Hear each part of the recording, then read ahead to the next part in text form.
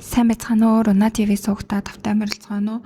Өнөөдөр та бүхэндээ Солонгост гарсан маш эмгэнэлтэй, харамсалтай нэгэн хэргийг ярих гад бэлтгэлээ.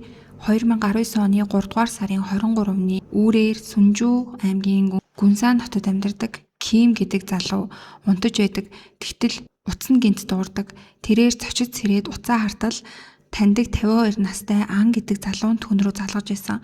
Ийм өглөө эрт ямар ажил гарсан юм бол яаруу санд руу ажил гарсан юм байх та гэж бодоод уцаа авдаг. Тэгтэл тэр залуу пастраа миний эхнэр маш хүнд бэртчихлээ. Миний буруугаас болоод эхнэр маань одоо усны суугт байгаа. Би өөх гээд явж байна гэж хэлчихэд уцаа тасалчихдаг. Ким гээд саяны уцаа авсан залуу бол пастор залуу. Ан гэдэг нь болохоор бидний аймгийн нэг залуу байгаа. Пастор гайхаад сандраад ан руу уцаагаа залгасан боловч тэр уцаа унтраачихсан байсан. Хинч сонссон гэсэн энэ нь маш ноцтой зүйл шиг сонсогдсон учраас Ким яаралтай цагдаад мэдэгддэг. Уцаар ирсэн Ан залуугийн хэлсэн үнэн байдаг. Түүний хэлсэн усны суугаас эмэгтэй хүний хөлдсөн цогцос олддог. Хохирогч нь Ангийн эхнэр 63 настай эмэгтэй байсан. Нас орсон эмэгтэйгээ олдсон байдал бол дэндүү хачирхалтай, яг л унтаж байгаа юм шиг дэрлээд хүнжил нүмерсэн байдалтай нас орсон байсан. Хэрв сайн анзаараагүй бол ямар нэгэн тайван өхлөөр нас орсон юм шиг харагдаж байсан боловч цагдаа нар хүнжлийг нь хуулж авах мөчөд цочирдом зүйлийг олж хардаг. Түүний бүтэн биеэр хөхөрсөн орон болоод шарах сориг дүүрэн харагдаж байсан. Түүнчлэн царай нь хин гэдэг нь танихдахын аргагүй болтлоо хавдсан байсан. Энэ бол хинч харсан харгас хэрцгий зодуур амссан улмөр гэдэг нь бол харагдчихсэн. Үүнээс гадна түүний бэлэг эрхтний орчмоос үрийн шингэн олдсон. Өөрөөр хэлбэл амь өргөдгөөс өмнө бэлгийн хүчирхийлэлд өртсөн байх магадлалтайг бас харуулж исэн. За энэ мэтчлэн урдчилсан нөхцөл байдлыг бүрэн ухаарч амжаагүй байтал цагдаад дахин нэг мэдээлэл ирдэг. Мөрдөгчөө энд өөр нэг хохирогч байна гэсэн мэдээлэл хэлсэн. Тэгээ энэ мэдээлэл нь болохоор Ан гэдэг залуугийн эхнэрийг өмнө нь олсон усны суугаас 11 км-ийн зайтай өөр нэг эмэгтэй хүний цогцос олдсон байна. Ирч бүхэл байдал бол маш хүнд байсан. Бүтэн биеийн цахилгааны утас болон скотчоор хөлүүлсэн байдалтай. Гэхдээ азар эмэгтэй бага зэргийн амьсгалтай байсан байгаа. Амьд байсан гэсэн. Толгойдоо хүнд гэмтэл авсан тул түр зур ухаан алдсан байдалтай байсан бөгөөд мэдээж цагдаа нар яаралтай ойролцоох эмнэлэг рүү хүргэдэг.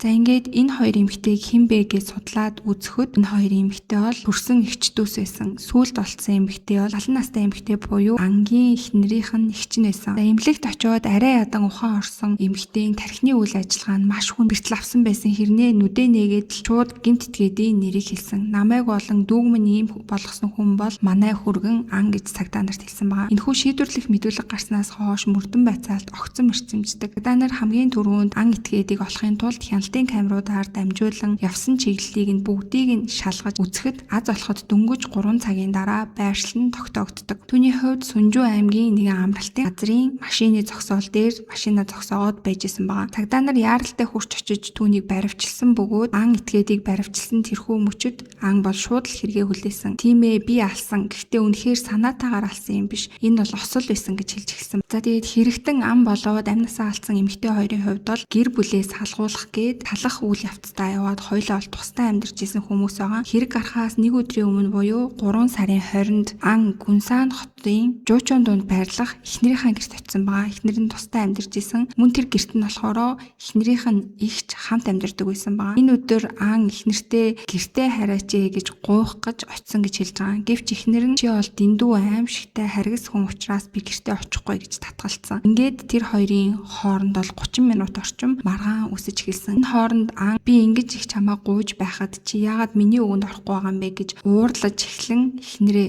зогсон. За тэгээ түүний энэ зохиор зодуур нь бол 60 гаруй насны эмэгтэйгийн хувьд бол үнэхээр хүнд байсан нь ойлгомжтой. Түүний хувьд бол зохиоснасаа болоод ухаан алдаж унсан. Энэ байдлыг харсан эгч нь бол мэдээж маш их сандарч дүүгээ салгах гэж оролцсон боловч эгч нь мөн 72 настай эмэгтэй учраас 50 гаруй насны хүргэн дүүгээ дийлэх ямар ч боломжгүй байсан. Ингээд хүргэнтэйгээ ноцолдож байх үедээ эгч нь ч гэсэн талан дээр шидэгдэж унах үедээ толгоогоороо тохиж унан гимтсэн байгаа. Хэдийгээр газар унж толгойн гимтсэн ч гэсэндээ дүүгээ хамгаалахын тулд газар байгаа дүү дээрээ очин эгч нь бол дээрээс нь дарж хийцсэн. Ихэд бүргэн нь бол түүнийг хайр найргүй өшөглөж зодсоор л байсан. Бүр энэ зодуур нь 12 цагийн турш үргэлжилсэн. 12 цагийн дараа эгчдүү хоёр бол үнэхээр арай ядан амьсгалтай үлдсэн байсан. Тийм олон цагаар үргэлжилсэн харгас зодуур дуусаад Ан хамгийн түрүүнд баг ухаангүй шахан байсан эгчийг нь өрөө рүү чирж аваачаад хүлж байгаад хувцсны шүүгэнд хийгээд түгжиж орхисон байгаа. Тэгээд дахин ухаан алтан хэвтэж буй эхнэр дээрээ эргэж ирээд үнийг бэлгийн хүчирхийлэлд оруулсан. За тий ангийн хувьд болохоор эхнэрээ хүчирхийлсэн энэ байдлаа цагтаа нарт тайлбарлахдаа тэгэхэд эхнэр маань түр зур ухаан орсон байсан. Тэгээд бид хоёр эвлэрэх зорилгоор бэлгийн харилцаанд орсон гэж мэдүүлж байгаа. 12 цагийн турш нөхөртөө зодуулсан нөхцөл байдлын харилцаанд орохыг зөвшөөрсөн гэдэг нь бол мэдээж худлаа гэдэг нь бол ойлгомжтой. За тий ангийн хэлснээр бол эхнэр бэлгийн харилцаанд орсныхоо дараа ганцаараа босох гэж байгаад өдөрч унаад энэ үед бол толгоогоо цохиж дахин ухаан алдаж унсан гэж цагтаа нарт мэдэгдэж байгаа. Мөн ан хэлэхдээ би үнэхээр эхнэр маань нас орсныг мэдээгүй гэж хэлсэн. Гэхдээ энэ нь бол мэдээж ямар ч авцалдаагүй байсан. Яагаад гэвэл усны сууг руу чирч аваачаад тэнд эхнэрийг хайсан байсан. Тэгэхээр бол эхнэрийг амьд байхад нь хайсан гэсэн утгатай болж байгаа. Хэрвээ түүний үг үнэн байх юм бол тэгээ эхнэрийнхээ цогцыг хайсныхаа дараа гэртээ буцаж ирээд нэр хүнжил аваад буцаад эхнэрийнхээ байгаа усны сууг дээр очиж эхнэрийнхээ толгоонд ор дэр тавиад хүнжил нөмрүүлээд орхисон байгаа. Тэгээ яг энэ үедээ болохоор гэрлүүгээ буцаж явж байгаа нь замын CCTV камерт мөн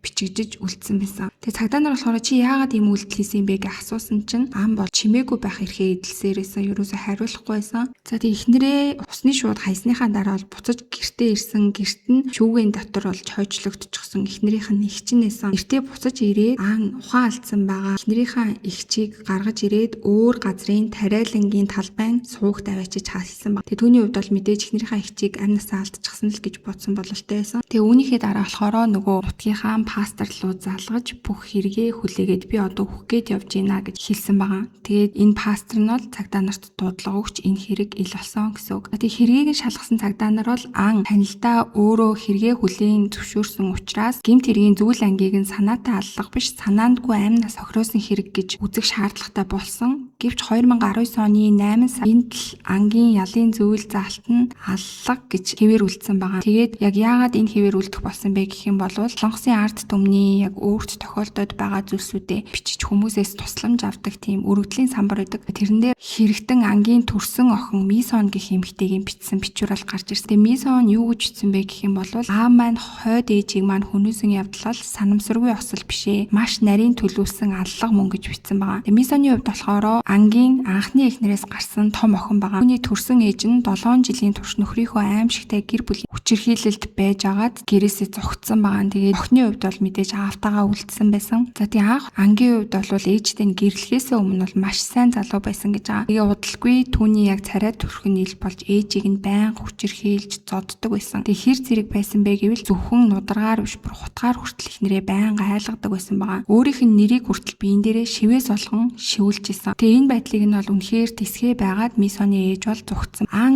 эхнэр нь өөрийг нь хаяа явчингууд бүх өөр бухимдал нь хүүхдүүд рүүгээ чиглэж 3 сараас илүүтэй хугацаагаар хүүхдүүдээ ол бүр зодддог байсан. Нэг өдөр хүүхдүүдээ зодон толгооноос нь цус гарч арьсан урагцсан ч гэсэндээ ан ерөөсөө тоохгүйгээр бүр хүүхдүүдээ маш аимшигтай зодддог байсан. Үнэхээр л тамшиг цаг хугацаа Мисон бол өнгөрөөж исэн байгаа. Цаг хугацаа өнгөрхийн хэрээр ан дахин өөр эмэгтэйтэй гэрэлсэн. Энэ бол 2 дахь гэрлэлтэн байсан гэсэн үг. 2 дахь эхнэр нь ч гэсэндээ цаг хугацаа өнгөрсний дараа удалгүй мөн анд зодуулж эхлэн удаан хугацаа өнгөрөөлгүйгээр мөн л зогтсон. 2 дахь эхнэрээ зогтсны дараа бас л уур хилэн нь үлдэж хоцорсон огт руугаа чиглэдэг байсан. Тэгэхээр үүнийг бол энгийнээр хэлэх юм бол эхнэр байх үед нь эхнэрлүүгээ, эхнэр нь байхгүй үедээ хүүхдүүд рүүгээ энэ бүх уур хүчирхийллүүдээ чиглүүл тэднийг тамалдаг байсан гэсэн үг байна. За ингээд 2 дахь эхнэр, 3 дахь эхнэр, бүр 4 дахь эхнэр хүртэл солигдсон байгаа. Энэ хооронд бол 6 хүүхэд төрсөн. Энэ 6 хүүхэд болоод 4 эхнэрээ дөрүүлэнгийн хүчирхийлсээр л байсан гэсэн. Тэгээ ангийн хувьд бол зөвхөн хүүхдүүд эхнэрээ хүчирхийлээ зогсохгүй бүр 2001 оноос 2009 он хүртэл ойролцоогоор 8 жилийн турш Кёнгсан-Букдук аймгийн Ёнжу болон Кёнгидогийн орчмоор байдаг залуу эмэгтэй оюутнууд болон гэр бүлтэй эмэгтэйчүүд гээд нийт 6 эмэгтэйг бэлгийн хүчирхийлэлд оруул энэ хэрэгээрээ ч гэсэн баривчлагдсан. Тэгээд бүр 8 жилийн ял эдэлжсэн. Тэгээд ялаа эдлээ шоронгоос гараад дөнгөж 1 жилч хүрээгүй байх хугацаанд 5 дахь эхнэрээ хүнөсөн байна. Ингээ хэрэгтэн ам болоод хохирогч бүсгүй хоёр бол яаж танилцсан нь яг тодорхой баримт нотлогоо гарч ирээгүй. Тэгтээ ангийн хувьд болохоор 5 дахь эхнэрээсээ 11 насаар дүү байсан. Ангийн хувьд болохоор шоронгоос гарч ирээд удаагүй байсан гэсэн. Тэгээ бэлгийн хүчирхийллийн ялтай хүний хувьд бол шоронгоос гарч ирснийхаа дараа хөлдөө яг хаана байгааг нь заадаг электрон гав зүүсэн байх хэвээр. Тэгэхээр хамт амьдарч исэн эмэгтэйгийн хувьд бол түүнийг тийм гавтай гэдгийг нь мэдэхгүй байх ямар ч аргагүй. Тэгэхээр энэ хоёрын хооронд бол гэрлэж хамт амьдрах явцдаа хохирогч бүсгүй аны хийсэн хэрэгүүдийг хүлээн зөвшөөрж ээжид энэ хоёрыг хамтдаа амьдрах боломжтой болсон учраас магадгүй өнгөрснийг нь уучлаад хамт амьдарч исэн байх магадлалтай. За тэгээ мэдээж энэ хоёр бол хамт амьдраад удаагүй байх үеэсээ ангийн яг өөрийнх нь нөгөө зан чанарууд нь гарч эхлэн эхнэрээ хардах ч юм уу ямар ч үндслэлгүйгээр түүнийг зодож цохиж гар хурж эхэлсэн. Тэгээ мэдээж түүний урдын адил зодуур цохиурууд нь бол баг багаар нэмэгцээр сүүлдээ бүр гольфийн цохиур барьж аваад хүртэл түүнийг зоддог болж эхэлсэн байгаа. Өөрийнх нь мэдэж байсан тэр нөхрийнх нь дүр төрх биш байсан учраас энэ нь маш аимшигтай санагдсан учраас ээ бол салъя гэж бодоод тэр өдрөөс хойш бол салах гад ихчийнхаа гэрт очиод амьдарч исэн байгаа. За тэгээд яг энэ нөгөө хэрэг гарсан үед ан чагаандаа зүүсэн байсан электрон гаваа хасалж хайчаад эхнэрийнхээ амьдарч исэн байшин руу явсан. Хэрвээ электрон гавтай хүн гэрийнхээ ойр орчмоос холдох юм бол цагдаа нар хянжаагаад түүнийг очиж шалгадаг тийм ном журамтай. Тэгэхээр түүний хувьд бол хэрэг үлдэх гэж ийн гэдгээ бол мэдээж төлөвлөсөн учраас электрон гаваа тайлж авсан гэдэг нь бол ойлгомжтой харагдчихсэн. Тэгээд эгчдүү хоёрын амьдарч исэн гэрт очиод 12 цагийн турш тэднийг зодож эхнэрийнхээ цогцсыг усны сувагт хаяад хичээг нь ч гэсэндээ хайсан энэ аимшигтай хэрэг гарсан. За ингээд шүүх хурал бол болсон. Шүүх хурал дээр ангийн хувьд бол өөрийнхөө хийсэн гэмт хэргийг төлөвлөгөөт биш гинт үйлдсэн гэмт хэрэг гэж өөрийнхөө ялыг баг авах гэж санаарчижсэн ууралсан байсан учраас сэтгэл санааг амраах гэсэн утгаар харилцан тохиролцож бэлгийн харилцаанд орсон гэж бас хүчирхийлсэн хэргээ бол тайлбарлаж исэн. Гэвч энэ үед түүний төрсөн охин өргөдлийн бичвэр оруулж ирснээр нөхцөл байдал эргэсэн байна. Ингээд анхан шатны шүүх бүрэлдэхүүн анд ямар ч гэмшил алгаа өршөөх ямар ч боломж байхгүй гэж үзээд түүнд бүх насаар нь хорих ялыг оноосон. Ангийн хувьд бол давж заалцсан боловч хоёр шатны шүүх хурал хоёулаа түүнийг бүх насаараа хоригдох ялыг нь твэр үлдээсэн байна. За тэгээд ингээд энэ хэрэг бол дууссан юм шиг байсан боловч харамсалтай нь өнгөрсөн 2021 оны 8 сард Солонгосыг хөлдөнд бухимдуулсан хүүхдийн хүчирхийллийн нэг аимшигтай хэрэг гардаг. Энэ нь болохоор өөрийнхөө зээ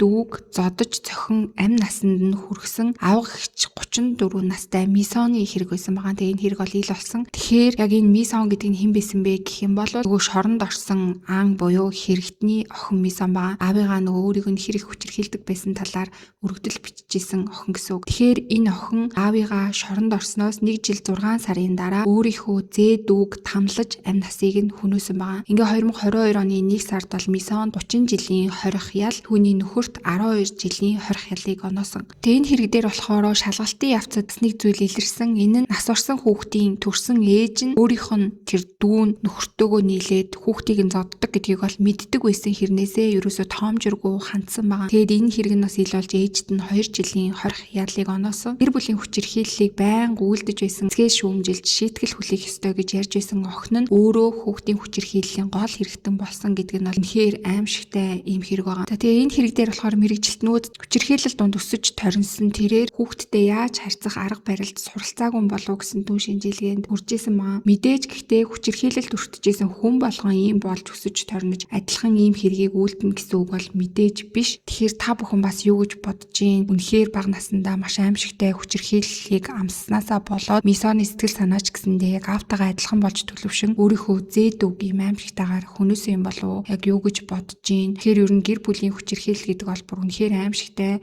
зүйл гэдгийг бол та бүхэн бас харсан байх гэж бодож байна. Хэдийгээр тэр хэрэгтэй шоронд орсон ч гэсэн эргэн тойронд нь байгаа хүмүүст ямар муу нөлөөг үзүүлж болохыг бас харж байгаа байх гэж бодож байна. За тэгээд өнөөдрийн та бүхэнд бэлтгэж хүргэсэн хэрэг энэ түрээд өндөрлж байна. Та бүхэн маань сувг дээрээ лайк, subscribe дарахаа битгий мартаарай. Бүгдээрээ удахгүй дараагийнхаа дугаараар эргээд уулзцгаая.